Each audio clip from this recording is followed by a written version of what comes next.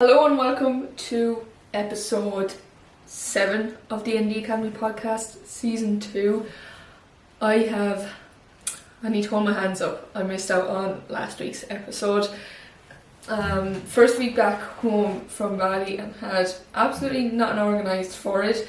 So I said, okay, we'll skip one. So we're short one from last week, so I said I'd make up for it with a good, decent episode for this week. So hello to everyone listening on, I suppose, Spotify or anything you're listening to, and then hello to anyone watching on YouTube machine.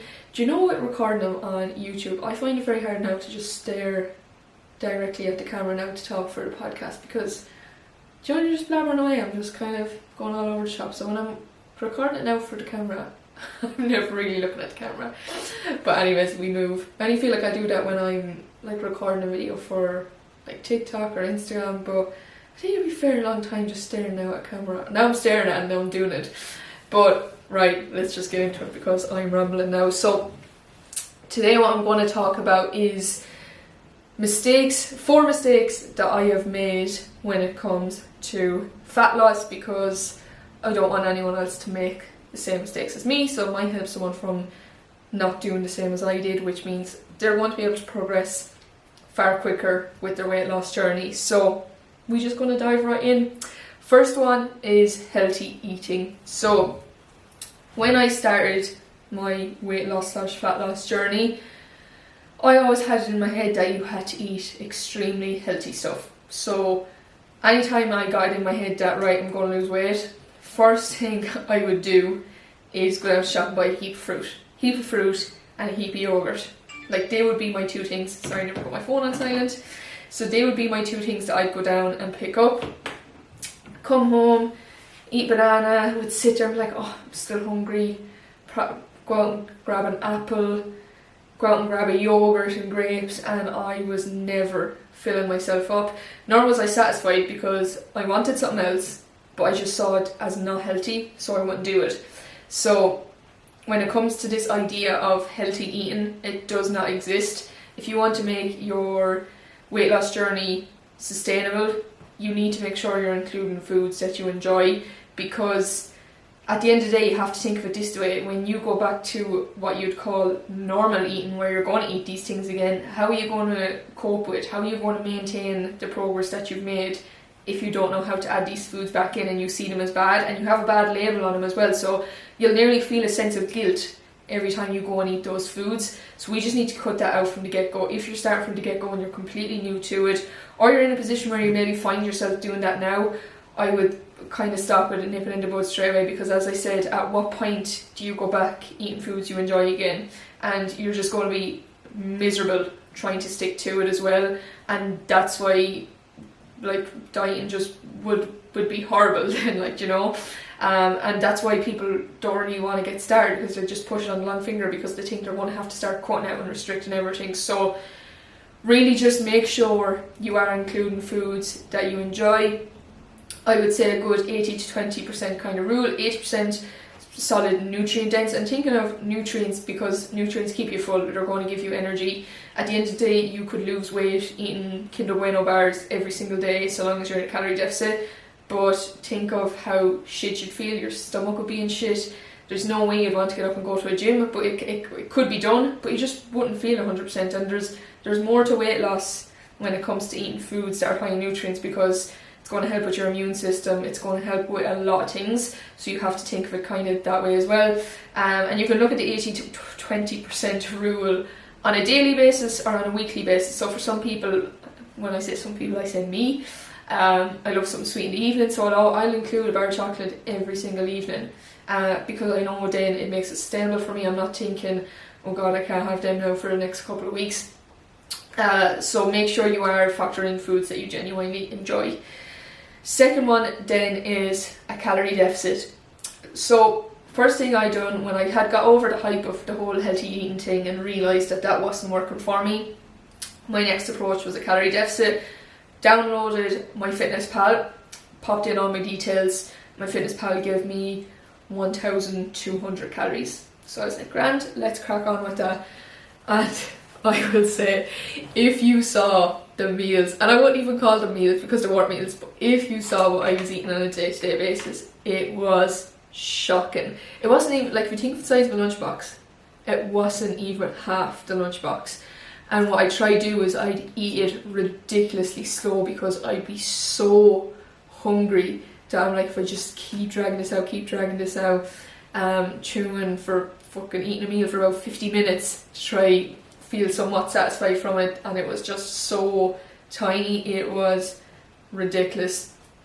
So calorie deficits are great and they do work, because at the end of the day that's how you lose weight, is your input towards your output, but you need to make it sustainable, because if you don't, and you have it in your head, okay, what's the quickest way to lose weight? At the end of the day, the quickest way to lose weight is eat less calories. However, if you want to take that approach and you want to eat really low calories and lose weight really, really quick, you want to think of the knock-on effects of that, towards taking a sustainable approach that you're going to be able to stick to. So if you did decide, like I did, I want to lose it as quick as I possibly can. Actually, as well, I'd done a program with a coach, and the program they gave me, like, you put in your own details to work out your calories, and it gave you an option to how much of a deficit you wanted to go with. And obviously, of course, I'm like, oh, this needs to be quick, this needs to be rapid, so I went with the most rapid option, and I think that gave me 1,250 calories or something crazy like that. So I had about 50 calories extra to work with then. So yeah, it was, if you do take that approach and you want to lose it really, really quick, you need to think of the knock-on effects that's going to have. How long are you going to be able to stick to that? How is it going to affect your energy? You're definitely not going to have the energy or want to get up for a gym. Just everything, like your mindset, like you'll notice you're probably brain fog, forgetting more things. Your social life then as well is going to take a massive hit. And then when you look at losing weight really, really quickly, majority of it probably isn't body fat, a lot of it is water weight, and then you're probably losing muscle mass as well. So it's not really a great idea, because 90% of the time, the quicker you lose it, the quicker you're going to put it on, and that's a fact of it. Because if you have yourself in a really, really harsh deficit where you're going hell for leather with it, you are going to be starving. How long realistically do you think you're going to be able to stay going like that, even if it is losing weight really quickly, before you just pack it in and overindulge on everything and have, if not twice as much weight put on? And when you look at it this way, if you look at it a year from now and you're looking to lose if you, just for argument's sake, you were looking to lose half a stone, what if you broke that down over a year to lose half a stone towards losing half a stone in a month? In a year from now, you're not going to care how you lost it, you're going to care how you're going to maintain the half stone you lost. You know what I mean? So thinking of it that way, and the longevity of it towards, oh yeah, remember that time I lost half a stone in a month? That didn't last long. Towards, if you broke down losing that, over the span of a year, possibly even less, but just for argument's sake, you made it sustainable, you could still go out with the weekends, you could do all those things and not even feel like you're doing a lot for it. You're not going to care a year from now how you lost it, you're going to care a year from now how you maintain the progress that you made. And the big thing then, obviously I don't like to put huge emphasis on scale weight and losing a specific number, because fat mass and muscle mass weigh the exact same. So you could be dropping, say for example, you could be dropping 2 pounds of fat mass, and then you might put on 2 pounds of muscle mass. And if you look at, I suppose people are structurally different, they could both weigh the same, but they could look completely different, and you don't see the scales moving and you're like, well, this isn't working. Best thing to do is take your progress photos, because that's where you're going to see a lot of your progress. But general rule of thumb I like to do for a calorie deficit is about 300 to 500 calories from your maintenance. That is absolutely plenty, you shouldn't need to do more. What I would say is stick to that for, if you set yourself up, stick to that for 2 to 3 weeks. see how it's going, and making sure you're actually sticking to it. Because what I notice with a lot of people is they're like, oh yeah, I was sticking to those calories, like they'll say they were eating 1,200 calories, it doesn't work, and then I give them higher calories, and they're like, why are you giving me higher calories, like I've tried 1,200 before and it didn't work. And it's because you're not being honest with yourself with the amount of calories that you're eating. You're probably eating more calories than I have given you, we just don't want to believe it. So you know, when we track like that little teaspoon of peanut butter, but we're going back for twice as much that we're shoving in our mouth that we're not tracking, like all these little things add up. So stick to your deficit between 300 and 500 from your maintenance. Stick to that. What I would say is start off with 300, and then if it's a case you notice things start to plateau, you could either dock another 100, but only if you're genuinely sticking to it and you genuinely notice progress plateauing. You can either increase your output, which means you can like add an extra like 1,000 steps onto your step count, or increase something in some form of way, or you can decrease your food. For me personally, I like to increase my output so I don't have to decrease my food all that much. It just makes it more sustainable for me because I have a huge appetite. So yeah, something like that is absolutely plenty, and as I said, if you need to decrease then you can, but that should only be as far as a calorie deficit go. You shouldn't be looking for the lowest possible calories you can go with, because at the end of the day, like, what do you do when you plateau on 1,200 calories? Do you know how lower can you get them before you just pack it in and, like I said, end up in a far worse position? And that just leads to binging. You know, we'll be so hungry, we'll literally take anything and we'll eat so much of it, so it just leads to a poor relationship with food, just as healthy eating does. So including foods you enjoy, 80-20% rule, 300 to 500 from your maintenance calories is absolutely plenty. And yeah, they're the two main points for that. So third one then that I was doing after that is over exercising. So I was consuming my 1,200 calories, and then I was going hell for leather with exercise, like completely overdoing it.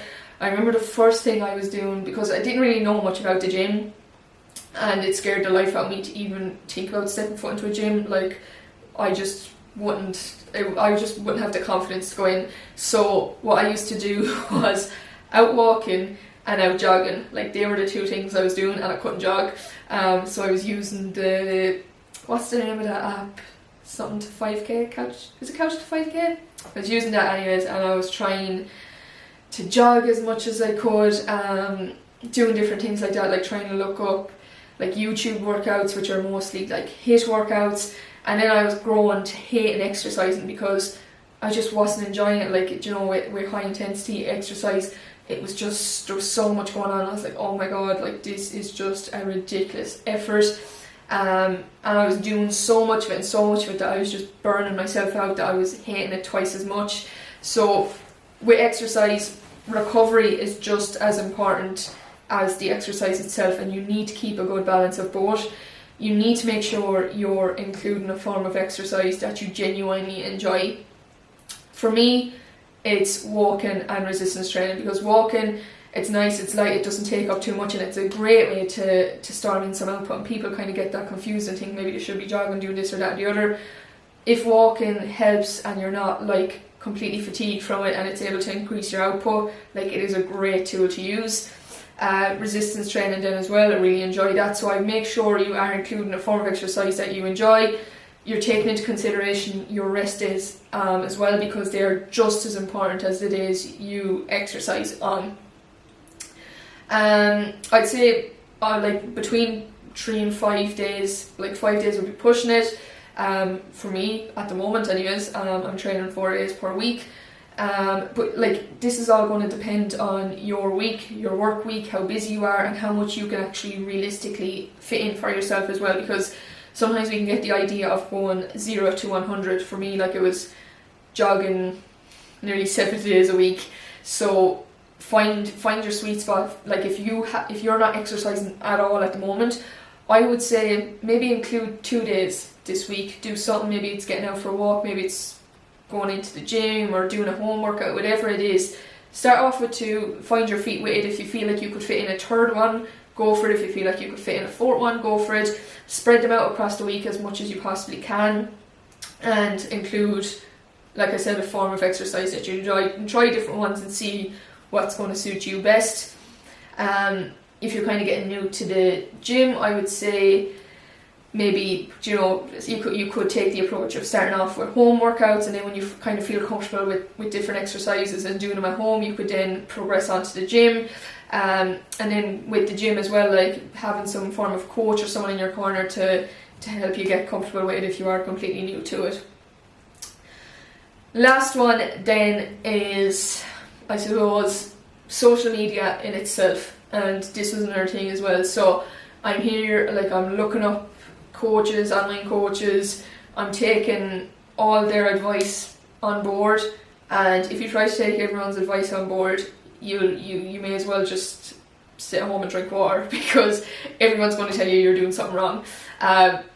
One person is going to be promoting intermittent fasting, another person is going to be promoting keto, like just there's a ridiculous amount of things, there's so much noise. And to be honest, for a lot of people on social media, what they're actually trying to do is make it sound really fancy. They want their way to sound so fancy, like this is the magic way, like this is the only way to lose weight. It worked for me, like it is. They make it sound magical, and you're like, of course we grab onto things like that, because I was grabbing onto all these things as well. I was like, oh, this one now definitely works, because they sound so convincing in the words. And to be honest, boring works, and who wants to listen to boring? Like, I didn't. I was just like, I just want this to be fast, I'll do whatever I have to do, like let's just make this quick. And when you look at how they promote their ways of losing weight, you're like, well, quick and snappy, that's just what I need, bam, buy in. And then we realise it doesn't work. And then if you look back at all the money you've just wasted on shitty programs that are being advertised as this amazing thing, if you invested that into a good coach, took the sustainable approach, took that boring approach, you would actually realise you are going to make tons more progress than you had if you keep trying to buy into these new ways. So boring does 110% work. Be careful, I suppose, on social media who you take your advice from. Like, follow people who are genuine. I know, like, it's a hard thing to do, because as I said, there is so much noise, but that's why, like, I suppose if I wrap up those 4 points, because there was so much noise on social media and I didn't know kind of where to go or what route to take with weight loss, that's why I got so into it myself, got really into the gym, got really into nutrition, and took on doing courses in them. So doing a course in nutrition, doing a course in obviously personal training, so that I can make this as simple as I possibly can for people and help people, like, I suppose, not make the mistakes that I did, and really just clamp down on the noise, so that they see that they can actually do this and they don't need to do any mad things that are being promoted. So that is why I essentially then got into online coaching, to kind of help as many people as I can understand that weight loss is actually easy when you kind of, I suppose, cut out the noise and stick with the boring stuff. So yeah, I suppose that is pretty much it. They're the 4 kind of main mistakes, I suppose, in order of what I made over the years with what I was trying with different things. So now that I've figured it out and I've worked it out for myself, I'm just trying to help as many people as I possibly can with it. And like, the results are there with my clients, like it is 110% paying off, and just giving them the facts on things and knowing that they can like take this information on with them for the rest of their life. Like, it is an investment in themselves. It is something that they're going to have forever, that's going to actually stand to them forever. That isn't this 4-week program where I put you on ridiculously low calories. I give you a program and I don't tell you why anything is the way it is. I just want you to do it, and that's it. And then I don't care about you. I don't care that you're binging, then I don't care that you're overeating. I don't care that you've a poor relationship with exercise, a poor relationship with food, because I've got my money. Like, I do not want that is my I suppose reason why I got into it, is just to kind of stop that happening to people, because it's so unfair. It really is. Like, especially like reaching out to someone is a hard thing to do. And if you're reaching out to someone that only cares about taking your money, like of course you're never going to want to try online coaching. And I suppose just to understand that not all online coaches are like that, and really do your research before you start with someone. And that is why I hold, is this after turned off for me? No. That is why I hold consultation calls. Like, I want to make sure that I actually genuinely can help you. I don't want to take you on for the sake of it. I want to make sure that we can map out that I am actually genuinely the right coach for you. And even if it's not me, if it's someone else, like, do hop on a call with them and go through things and make sure that they are right for you before you make that investment, and that they can provide you with everything you need and what you want to achieve. So yeah, do keep that in mind and realise that not all coaches are like that. And yeah, results can be got regardless of what routes you've took in the past, regardless of what didn't work in the past. If you've completely beat yourself down over them, I promise you, like, them ways just obviously did not work, and there is a way that can work for you. So do keep that in mind. And of course, if you do want to get started or you do want more information, do drop me over a message. I'd be more than happy to provide you with as much information as I can. But even at that, if you're not in a position to get started with online coaching and you do just want a bit of information or knowledge, I try my very best to provide as much as I possibly can on my social media, especially on like Instagram and TikTok, which I'm trying to get going with as well. So like, if you do have questions or you do ever have anything you want me to cover, like, do just fire me over a message. I would genuinely be more than happy to help. And if there's anything you ever want to see on my Instagram or any different things you want to see on it, like, do let me know with that as well. I'd never get angry, or there's no such thing as a silly question. Like, I just literally want to provide as much value as I can. I do the same on my email list as well, so if that's something you want to hop on as well. But yeah, like that, if you ever have any questions, like, please do reach out. I'd be more than happy to help, because I know I would have liked that as well when I was getting started with things, and I think I would have definitely been too afraid, because it can be an intimidating thing to do. So I don't think I'm intimidating. I hope not anyways. So yeah, do know my DMs are always open. So yeah, I will wrap this episode up. Hopefully it's short and sweet and to the point, just to kind of help you with your journey, and the best of luck with it if you are starting anything, as well as after that you want to see in the podcast in terms of your weight loss journey. If there's any way I can help, do let me know, and I'll cover those topics as well. But yeah, as always, thank you for listening, and see you in the next episode.